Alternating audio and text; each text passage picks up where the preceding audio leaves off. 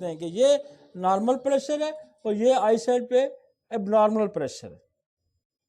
अच्छा, मैं आपको बताऊं, इसकी जो रेपर्टरी में दवाइयां लिखी हैं ना, वो 2 दवाइयां लिखी हैं, एक फास्फोरस है और एक है कोमोक्लेडिया।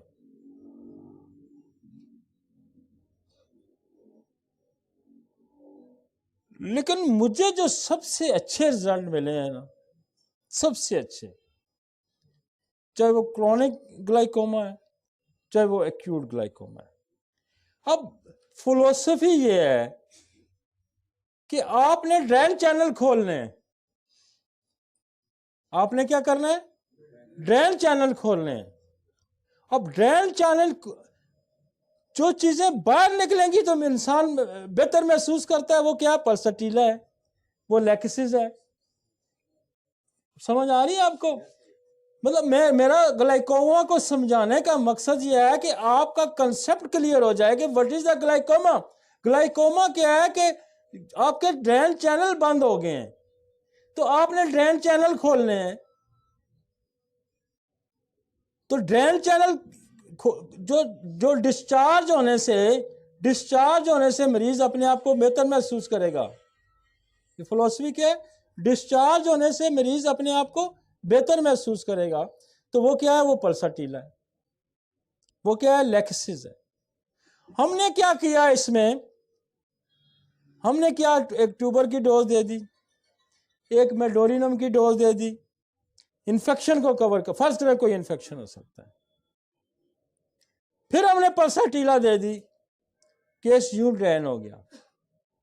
और ये मैं फास्फोरस पहले मैं यूज करता था, मैंने छोड़ी हुई है, कोमोक्लेडिया नहीं।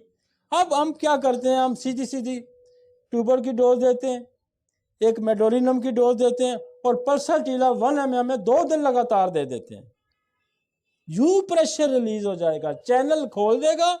और अगर केस कोई रुकता है या फंसता है तो आप लेक्सिस का इस्तेमाल कर लें, वो भी चैनल खोल देता है। तो जो चीजें चैनल खोल देती हैं, मसलन आप इसमें स्लेशिया 6 में अगर लो पोटेंसी में इस्तेमाल करते हैं तो वो भी खोल देगी, वो भी खोल देगी। सल्फर 30 में देते हैं, वो भी खोलेगी। ये सारी दवाइयों का क्या रुख है? बाहर की तरफ रुख है। तो मोस्ट कॉमन मेरी प्रैक्टिस है। अच्छा, ये ग्लाइकोमा का नाम सुन के बड़े बड़े जो डॉक्टर है ना, इवन एलोपैथिक डॉक्टर, वो भी कहते हैं यार बड़ा मुश्किल काम, फंस गए। और मैं आपको सच्ची बात बताऊं, ये नजर चली जाती है। और मुझे कई ये इन्फेक्शन नहीं ठीक होते, और मेरे कई दोस्त थे जो आई स्पेशलिस्ट है, मुझे केस उन्होंने रेफर किए कि अल्टीमेटली सारा कुछ कर चुके हैं, नहीं हुआ ठीक, और होम्योपैथी से वो ठीक हुए। तो पल्सटीला आपने, हम डायरेक्ट भी पल्सटीला का इस्तेमाल करवा सकते थे, हम लेक्सिस का इस्तेमाल करवा सकते थे, जिंकम मेड का इस्तेमाल करवा सकते, लेकिन मैंने वो नहीं किया। वो इसलिए नहीं किया कि बाज इन्फेक्शन होते हैं कि जो अगर पल्सटीला रिवर्स करेगी तो उस रिवर्सल को रोकने के लिए ये कि क्योंकि हर जो दवा है वो उसको जब ऑब्स्ट्रक्शन मिलेगी तो वो रिवर्स आ जाएगी। तो रिवर्सल रोकने के लिए हम उसको इन्फेक्शन को, उसको ऑब्स्ट्रक्शन को रोकने के लिए हम क्या करते हैं? हम ट्यूबर लगा देते हैं, हम मेडोरिनम लगा देते हैं, उसके बाद हम पल्सटीला का इस्तेमाल करते हैं तो ड्रेन चैनल खोल जाए। और ये खोलती है, आपकी जो फ्लूपन ट्यूब बंद हो जाती है ना, उसको भी पल्सटीला, जहां आपकी टेस्टिकल में स्वेलिंग आ जाएगी वहां पल्सटीला खोल देगी। तो जहां रुकावटें आती हैं, ये क्या है? ये रुकावट है। मैं ग्लाइकोमा को समझें आप, बेसिकली जब आप समझ आएंगे ना तो आपके बिल्कुल दवाई आ जाएगी। और ये पल्सटीला ऐसी दवाई है कि ये नीचे जीन्स तक भी काम करती है, ये नीचे जीन्स तक भी काम करती है, ये मैं आपको बता दूं, जीन तक भी काम करती है। और हमारे जेनेटिक इशू हैं, जो म्यूटेशन हमारी जीन्स पे आ जाती है, उसको भी ये ठीक करती है। लिहाजा इसको आम दवाई समझ के मत छोड़ें। और इस कंसेप्ट को बार बार मैं कह रहा हूं कि इस ग्लाइकोमा के कंसेप्ट को क्लियर करें कि what is the glaucoma. And what is the mode affection over medicine? And over medicine, what is the mode affection over medicine? कि उसका मोड अफेक्शन हमारी दवाई का क्या है?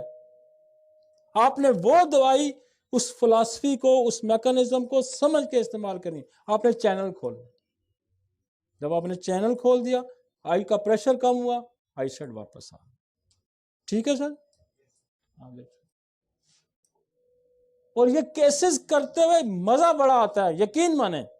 जब आप इसको समझ के कर रहे होते हैं ना, रिजेक्टेड केसेस होते हैं ये, आपको फिर आप कहते हैं क्या करती है होम्योपैथी दवाइयां, इसी तरह काम करती है। और ये चैनल जो है ना, आपकी एक और भी दवाई है, वो जो उस थायोसिनम,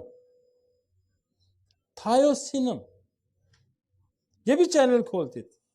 आपकी जो लैक्रिमेशन डक्ट है, बाज़ दफा वो बंद हो जाती है, आपको पता है ना, बंद हो जाती है तो पानी बाहर आना शुरू हो जाता है।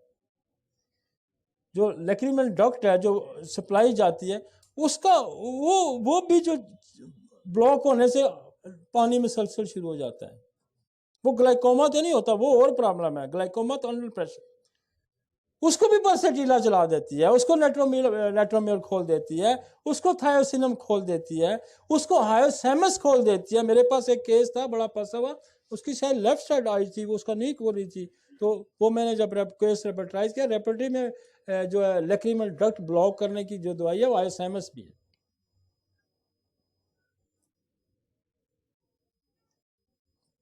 लेक्चर दुनिया जहान में होते हैं, लेकिन हम जो जिस तरीके से हम क्लिनिकली लेक्चर आपको डिलीवर कर रहे हैं, क्लिनिकली, कि आपने इमरजेंसी कैसे डील करनी है,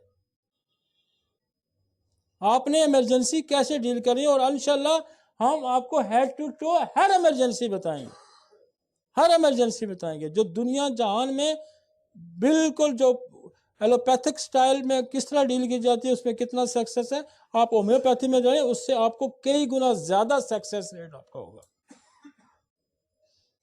नेक्स्ट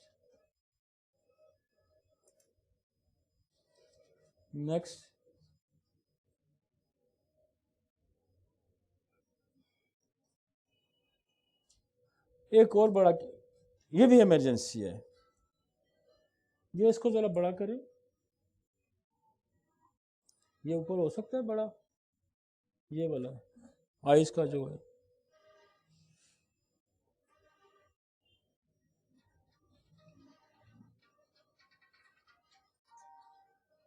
ये देखें, ये रेटिना डिटैचमेंट इसको कहते हैं, कि पर्दा, हम लोग आपको कहते हैं कि पर्दा जो है ना उखड़ गया।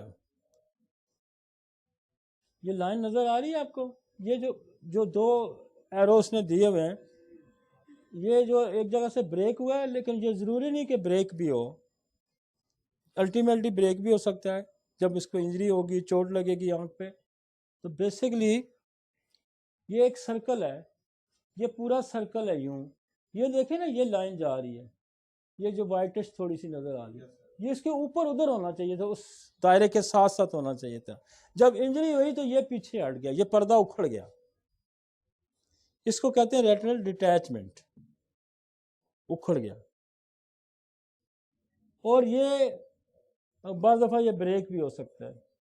ये रेटिनल उखड़ गया कि तो फिर क्या होगा कि आपकी आई सेट, ये पीछे सप्लाई जा रही है ना, ये आपका आईज है, और ये सारा इसका जा रहा है, जो है पूरी लेयर जा रही है। आपकी समझ आई? ये जब डिटैच हो गया, उखड़ गया, तो ये देखें ना, ये पीछे आपको एक जगह नजर आ रही है, ये वाली जो एरोज उसने दिए हुए, ये अपनी उस ओरिजिनल नजर से पीछे हट गया। This is the retinal detachment, पर्दा उखड़ गया। अब आप लें उसको वापस, ये मैकेनिज्म समझें कि आपके पास कोई आए कि जी रेटिनल डिटैचमेंट है, तो आपको पता चल जाना कि क्या हो गया अंदर। इसका जो रेटिनल डिटैचमेंट है, बेसिकली रेटिना का जो एक पूरा सर्कल है, उसमें किसी भी पोर्शन से वो जब पीछे हटेगा, इंजरी की वजह से हटेगा, और इसकी एक और काज भी हो सकती है कि लॉन्ग स्टैंडिंग जो है डायबिटीज़ की वजह से भी उखड़ सकता है। और मेन कॉज जो इसकी है रेटिनल डिटेचमेंट में भी spontaneously after the trauma to the eyes, जो बड़ी कॉज है। लेकिन मेरी सुबह डॉक्टर खिजर से जब बात हुई तो उसने कहा कि नहीं, कुछ केसेस में लॉन्ग स्टैंडिंग डायबिटीज़ में भी ये आता है डिटैचमेंट, और इसको होम्योपैथी बहुत अच्छे से डील करती है। दुनिया की बाज़ लोगों के ये रेटिना उन्होंने सर्जरी से अटैच करने की कोशिश की, फिर उखड़ जाता है। ये नेचुरल उखड़ा हुआ फिर जुड़ता ही नहीं है, ये मैं आपको बता दूं।